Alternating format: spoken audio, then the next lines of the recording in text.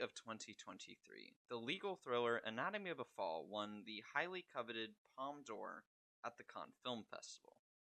The film was a massive deal in France at the time of release, and later was the subject of a lot of awards hype in the US, with many predicting it would be competitive for the Best Actress and Original Screenplay categories, and it was almost a surefire pick for Best International Feature, right? And then the Academy shortlist came out, and it was revealed that the voting committee in France had chosen to nominate The Taste of Things instead, which never actually made it to the official nominations round. So, what happened here?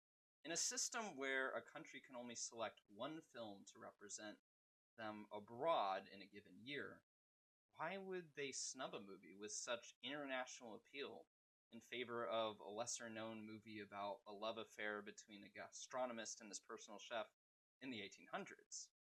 And what can that tell us about the state of French cinema in an increasingly globalized world? My name is Ephram Oliver, and in this video essay I will be discussing French national cinema and the awards film. Despite Anatomy of a Fall seeming wide embrace, it was actually the subject of a lot of controversy in France because of its director, Justin Triet. Before moving to narrative cinema, Triet got her start in documentaries covering hot-button issues like sexual identity, the 2006 youth protests, and the 2007 French presidential elections.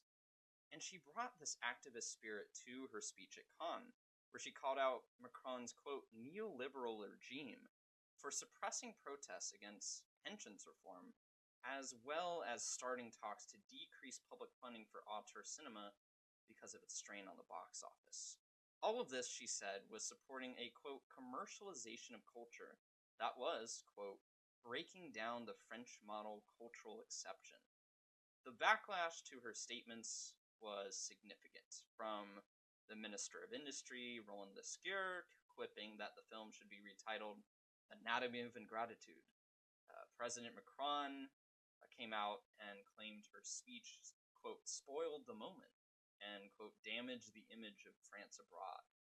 To Prime Minister Rima Abdul Malak, calling her speech unfair and pointing out that her film would not have been possible without funding from the government she was criticizing. Many insiders theorized that the decision not to submit Triet's film for the Oscars was done as a deliberate form of punishment, with one magazine even going so far as to accuse Malak of manipulating the vote by approving members of committees she was sure would take her side against Anatomy of a Fall.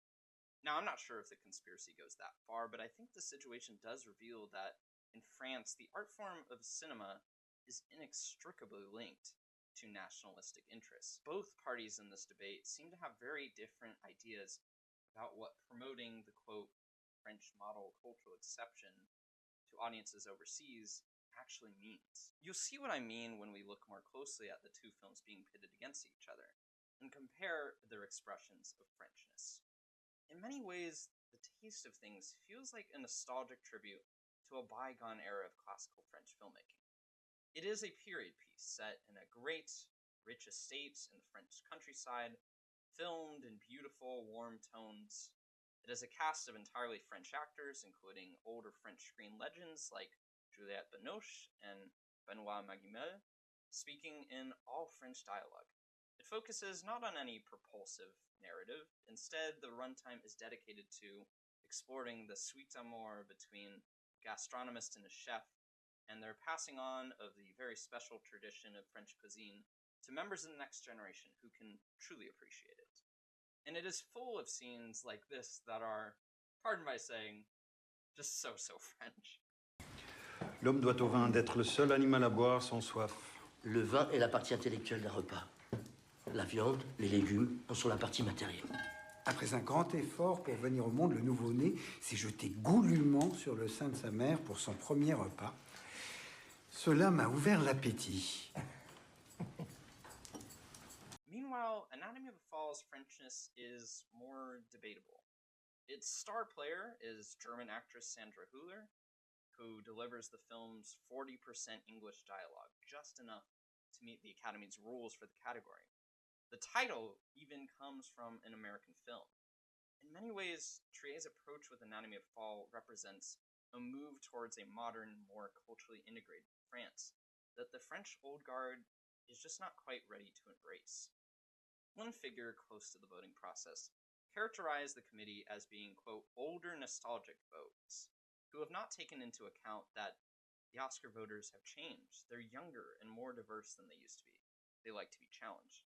The taste of things may have not wound up being the safe pick for award success, given the results, but to a majority of the voting body, it represented a pure vision of France, one that is relatively free of foreign influence, particularly from the US, which has a somewhat notorious reputation for cultural imperialism in the French film industry. And it didn't remind them of the ongoing friction in their country. None of this is to say that The Taste of Things is a bad or regressive film. It's actually quite moving. Or that French cinema needs to fundamentally change in order to pander to American sensibilities. I actually think that does discredit to both films. Rather, I'm suggesting that perhaps we need to rethink beyond national boundaries to define what French cinema is and can be. Anatomy of a Fall, I'd argue, belongs to an interesting movement going on right now called Cinéma Monde.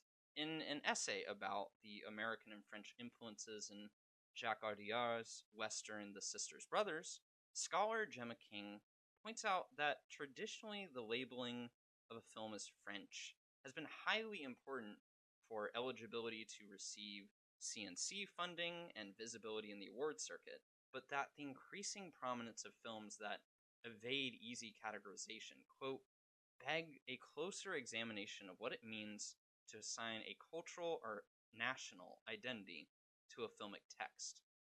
Cinéma Monde serves as the contemporary antidote to all this confusion, described by her as, quote, transnational in scope while maintaining connections to the Francosphere.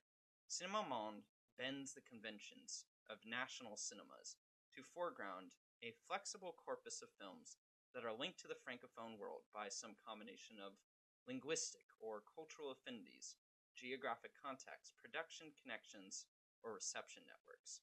The movement embraces films with multiple languages, cultures, and sources of funding to create a broader view of what it means to be French. And this transnational influence is actually textually crucial to understanding Anatomy of a Fall as a film. Trey's use of multilingualism is particularly striking in the argument scene, as it defines the relationship between Hewler's character and her husband, as well as the power dynamic between her and the courtroom judging her innocence or guilt. As Trier explains it, quote, it was very important to have this sensitivity, this feeling that the husband and the wife don't speak the same language, so they communicate through a third language, English. There was also this idea of what it means to be a foreigner on trial in France. To be tried in a country that is not your own can be tough because you're judged for how you express yourself, but as you're not speaking in your mother tongue, and there are lots of filters between you and your reality. Although Trier, unlike the protagonist of the film, was brought up in France, you can tell the themes of not knowing how to express your Frenchness and feeling like you're being put on trial by the establishment are very relevant to Trier and her personal perspective as an artist working in the French system. And while his latest film may have been caught up in this rift, we also cannot discount the global influence on the career of Tran Un-Hung, the director of The Taste of Things. After all, the film that got him his start and made him a respected name in France in the first place was The Scent of the Green Papaya, which, while shot in France, had dialogue entirely spoken in his native tongue of Vietnamese. He would then, of course, go on to direct a film in Japan.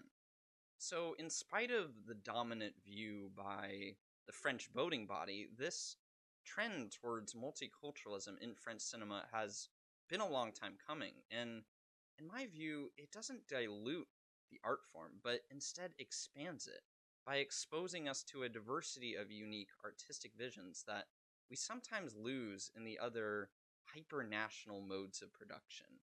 And wasn't that the mission of the CNC in the first place? So, if you ask me to define what French cinema is and who gets to decide, I think it's a global cultural product, not decided by a nation or a government, but by a people. The shape it takes is constantly evolving with the times, and if it gives us formally exciting, thematically meaningful, and cutting-edge films like Anatomy of a Fall, then maybe we should let it.